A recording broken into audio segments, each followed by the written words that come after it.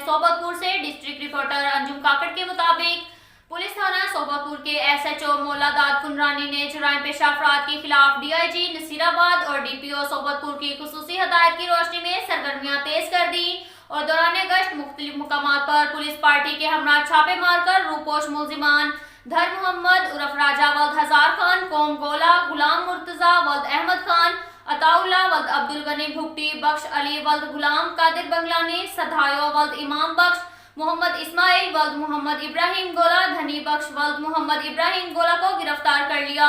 इस मौका पर उन्होंने कहा कि जराइम पेशा अफराद की नकलो हमल पर कड़ी नजर है, जुर्म से नफरत है, अवाम और सहाफी बरादरी के ताबुन के तलबगार हैं। अब तक के लिए इतना ही काफी है। मिलते हैं अगले बुलेटिन में, हमारे साथ रहिएगा। अल्लाह हाफिज।